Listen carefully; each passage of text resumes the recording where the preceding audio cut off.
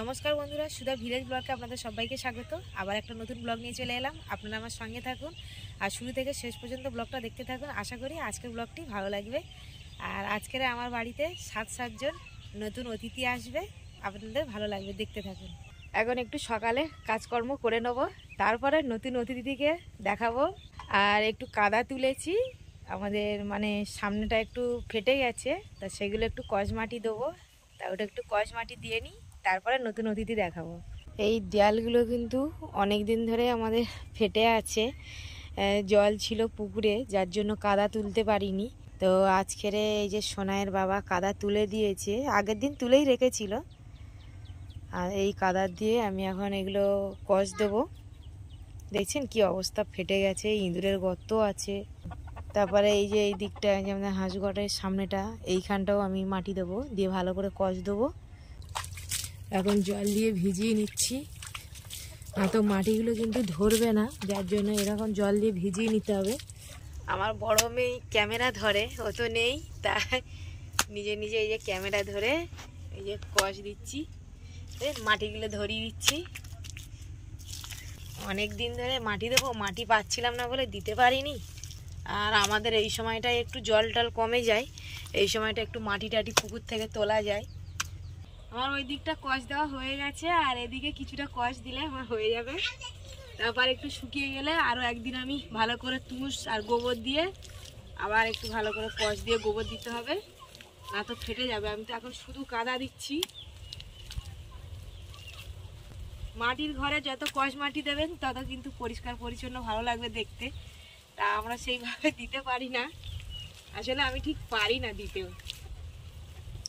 সোনাইয়ের বাবা দেয় বেশিরভাগ, তা সোনাইয়ের বাবা মাঠে কাজ করছে বলে ওই জন্য আমি বলি ঘরে এইগুলো করে নিই, তা তো সময় হয় না এখন। এবার তো সব আমাদের মাঠের দিকেই বেশি কাজ হবে, ধান রোয়া, বীজ তোলা এগুলো সব তুলতে হবে, রুইতে হবে।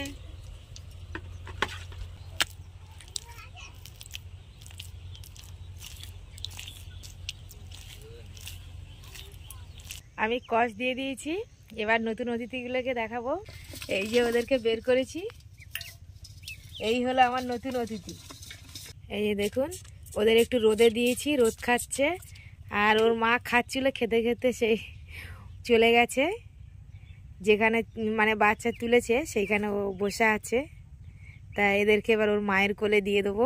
দেখেন কি সুন্দর কিউট বাচ্চাগুলো।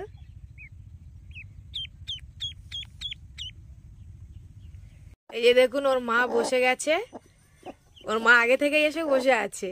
আর এই যে বাচ্চাগুলো এবার তুলে দেবো। সোনাই নিয়ে হাত দিচ্ছে, ও খুব দুষ্টু। দেখি সোনা, হাত দেয় না, তুমি কোথাও মেরে ফেলবে। ওই যে ওর মায়ের কাছে দিয়ে দিচ্ছি একটা একটা করে।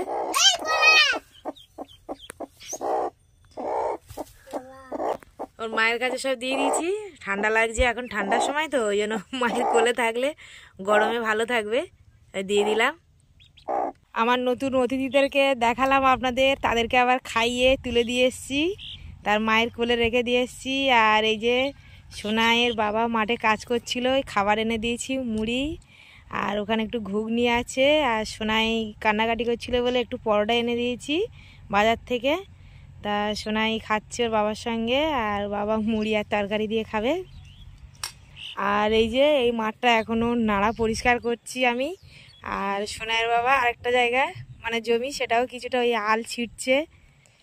এই যে কিছুটা নাড়া তুলেছি এই যে এদিকে, আর এগুলো এখন পরিষ্কার করব। আশা করি আজকে সারাদিনে হয়তো হয়ে যাবে। সোনাইয়ের বাবারা ওদিকে খাচ্ছে, আর আমি এদিকে এই যে নাড়া উগাচ্ছি, এগুলো চাষ করব, ওই জন্য নাড়াগুলো পরিষ্কার করছি। আর কাঁচতে দিয়ে কাটতে হচ্ছে না, দেখুন তো একদম উবড়ে যাচ্ছে, পুরো একদম গোড়া নরম, টানলেই ভুরভুর করে উঠে যাচ্ছে। শাড়ি পরিনি আজকে, ভীষণ নোংরা হয়, ওই জন্য নাড়িটা পরে এসেছি। আমার নাড়াগুলো সব কাটা হয়ে গেছে, আর সোনাইয়ের বাবা ওদিকে নাড়াগুলো বইছে, বোঝাটা তুলে দেবো। আর কিছুটা নাড়াও আমার বোয়া হয়ে গেছে, আর বেশি বড় করব না ব্লগটা। আজকের ব্লগটি এখানেই শেষ করছি। যদি ব্লগটি ভালো লাগে সাবস্ক্রাইব, লাইক, কমেন্ট, শেয়ার করবেন, আর আমার পাশে থেকে আমাকে সাপোর্ট করবেন। আর যারা আমার ফেসবুক পেজে ভিডিওটা দেখছেন, পেজটিকে ফলো করবেন।